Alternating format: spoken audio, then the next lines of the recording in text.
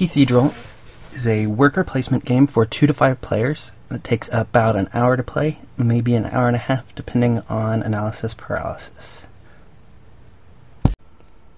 The goal of the game is to have the most points. At the end of the game, you're going to get 1 point for each normal resource cube you have, and add that to the values shown on the Keythedral seats that you have gotten. To begin with, you take the stack of tiles, remove all the tiles with a number on the back that exceeds the amount of players that is going to play the game. Pull out the purple, gold, and white cubes and place them on the board as shown. You take the law cards, shuffle them, place them on the board as shown, and then put 2. You take the rest of the cubes and put them where everybody can get to them. You take the tiles with the number 1 on the back and the Keythedral itself and place them as shown. The Keythedral seat tiles, shuffle them up and randomly place them face down without looking at them in the Keythedral itself. Along with the numbers which you put nearby, give each player a quick reference card,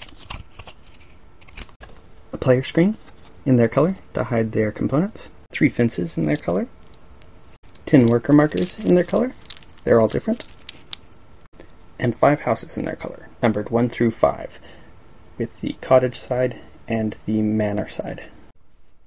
Figure out who's going first and give them the start player marker, and then take turns taking a tile and one of your houses and placing them on the board.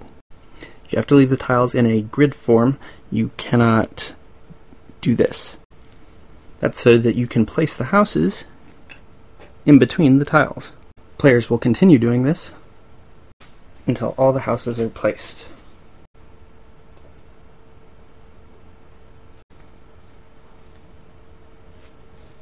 First row of seats in the Keythedral is flipped face up. Each round, everybody is going to activate houses and then make purchases. To activate houses, beginning with the start player, you choose a number and activate the house of that number, sending 1 worker from that house to any adjacent space.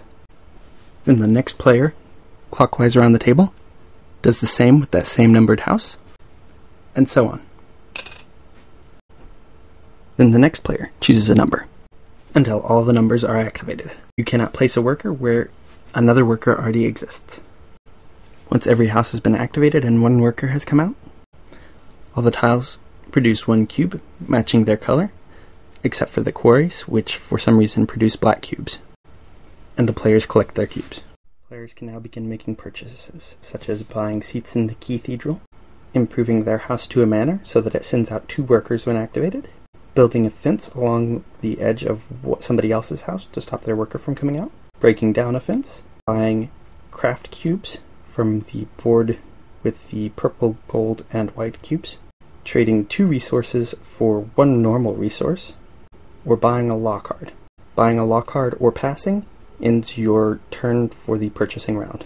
Law cards are all variable abilities, some of which are worth the cube spent, some of which are not.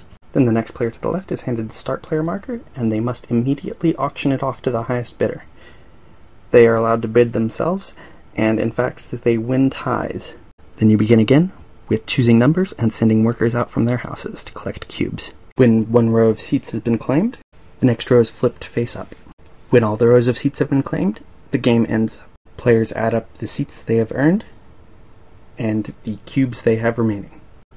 While there are enough tiles for everyone to place all the workers to begin with, there's usually conflict even on the first turn, and once people start building houses and sending out 2 workers per house, the countryside becomes a much smaller place. This game, like several other Richard Breese games, can induce analysis paralysis pretty hard. I enjoy it quite a bit, and if you are a fan of worker placement games that reward heavy blocking strategies, then you probably will too. The components are all what you would expect: thick tiles and wooden cubes. Cards are not linen texture, but that doesn't bother me very much to begin with, and they're not handled very much. All the boards are mounted, and you get a strange black bag that nobody knows why it's there.